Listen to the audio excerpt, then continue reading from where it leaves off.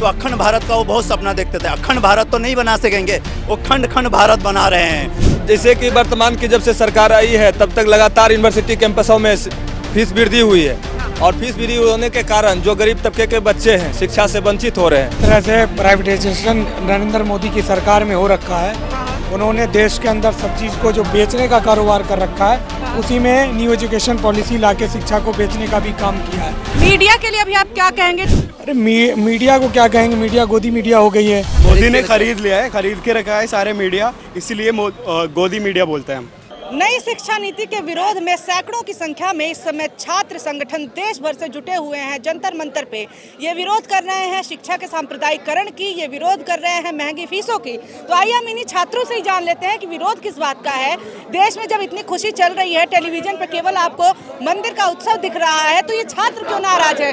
ये बताइए, आप यहाँ पे शिक्षा की बात कर रहे हैं, देश में खुशी का माहौल है, मंदिर मिल रहा है, आप शिक्षा की बात कर रहे हैं। जी मैम, मंदिर वहाँ तक अच्छा है जहाँ हमारी भावना को व्यक्त किया जा सके। मंदिर से हमें रोजगार नहीं मिलेगा। मंदिर हमारे भावना का विषय है जिससे हम जा सकते हैं, उसकी पूजा कर सकते हैं, परंतु मंदिर का माहौल अलग है और हमारा शिक्षा नीति का माहौल अलग है। हमारी शिक्षा को दबाया जा रहा है। एक पूंजीवादी व्यवस्था को लेके आगे चल रही जो सरकार चल रही है, वो छात्रों को कभी उस चीज़ के हित में नहीं चल रही है। हम उसका विरोध कर रहे हैं। हमारा मंदिर से कोई विरोध नहीं है। हाँ, हम जरूर जाएंगे रामलला के पास में, परंतु हम आज के समय में हो रहे इस छात्र के खिलाफ, इस हिंसा की चीज़ों को हम आज विद्रोह कर रहे हैं उस चीज़ का। अभी मंदिर तो हमारा सब नहीं ना विकास कर सकता है। मंदिर तो है, भगवान है, उनको श्रद्धा है, वो लोग पूछते हैं, वो अच्छी बात है, मगर हमें शिक्षा मिलेगी तो हम देश को आगे बढ़ाएंगे।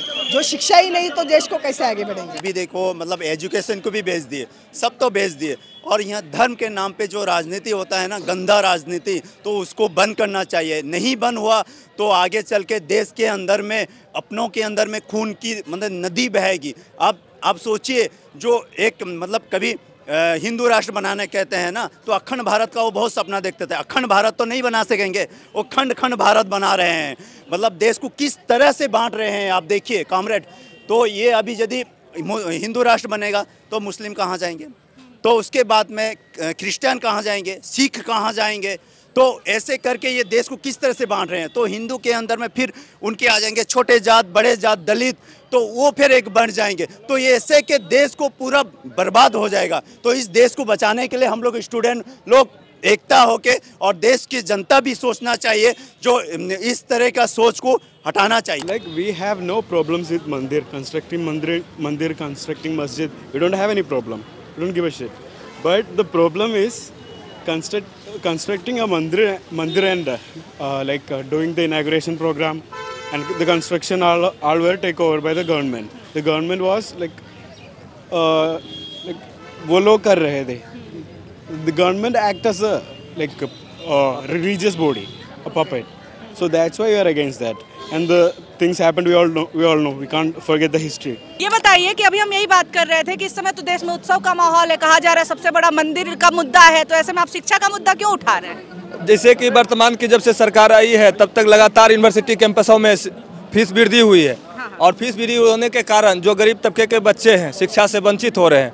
और इस साल पूरे देश के अंदर लगभग 32 से 35 हज़ार छात्र जो है यूनिवर्सिटी से ड्रॉप किए हैं, जिससे कि हम लोग बहुत दुखी हैं और आहत हैं। और ऐसी शिक्षा देश के अंदर में हो कि तमाम जो है गरीब बच्चे भी शिक्षा का उच्च से उच्च स्तर तक पढ़ाई कर सकें। नई शिक्षा नीति से क्या दिक्कत है आप लोग? नई शिक्षा नीति में गुणवत्तापूर्ण शिक्षा नहीं है और इसमें सभी विषय के संकाय को जैसे तैसे विषयों में बदल दिया गया।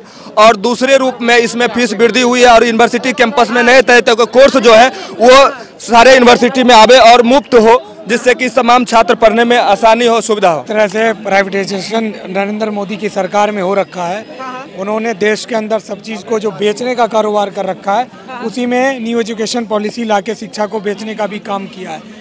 देश के अंदर शिक्षा 2 कंपनी को बेच दी गई है। न्यू एजुकेशन पॉलिसी के तहत क्या कहते हैं कि 4 सालों का ग्रेजुएशन कर दिया। गरीब बच्चे जो 3 सालों में ग्रेजुएशन कर लेते थे, जो 10,000 में ग्रेजुएशन कर लेते थे, उन पे अब लाखों का बर्डन है। ये सरकार चाहती है जिस तरह से किसान सड़क पे आ गए, मजदूर लेबर कोड कानून में उनका ये हो गया, उसी तरह से आज खेल खिलाड़ी और ड्राइवर भी नहीं बचे हैं। मीडिया के लिए अभी आप क्या कहेंगे जो आपके मुद्दों को नहीं उठा रहा है? अरे मीडिया को क्या कहेंगे, मीडिया गोदी मीडिया हो गई है।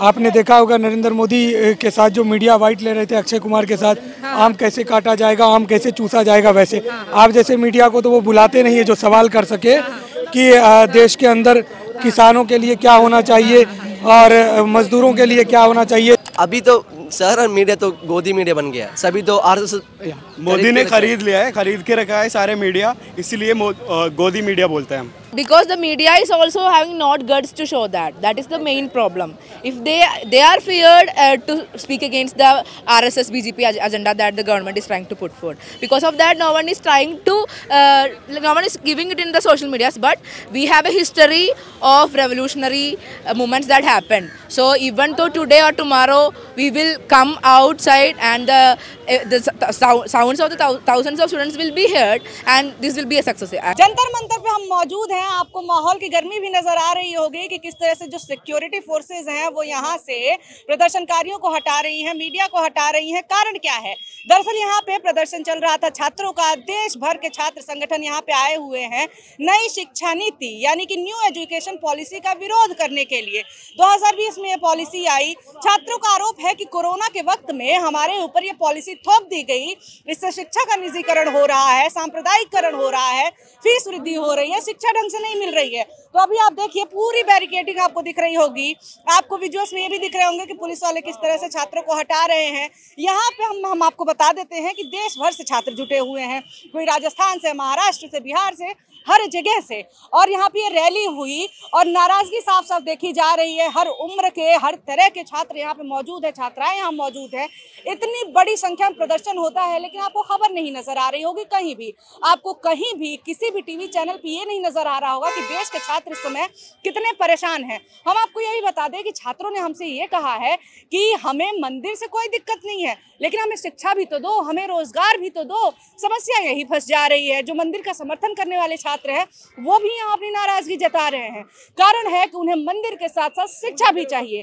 कारण है कि उनके पेट में दाना भी तो होना चाहिए मंदिर जाने के लिए। और यही बात यहाँ पे छात्र कह रहे हैं कि लगातार फीस वृद्धि हो रही है, निजीकरण किया जा रहा है, शिक्षा का सांप्रदायिकरण किया जा रहा है। ऐसे में जो दबे कुचले दलित छात्र हैं, जो मुसलमान हैं, जो छात्राएं हैं, महिलाएं हैं, और या फिर कह दे कि पूरे देश के छात्र हैं, उनके बारे में कौन सोचेगा, उनके मुद्दों पे कौन ध्यान देगा। इतना बड़ा प्रदर्शन होता है लेकिन मीडिया पे खबर नहीं चलती है। तो ऐसे में छात्रों की नाराजगी जायज़ है। और अभी तो क्योंकि सिक्योरिटी जो है यहाँ की सुरक्षा फोर्सेज ने उन्हें हटा तो दिया है लेकिन नाराजगी उनकी अभी कम नहीं हुई है और उनका यही कहना है कि आंदोलन चलता रहेगा। निवेदिता शांडिल्य, पॉलिटिक्स, दिल्ली।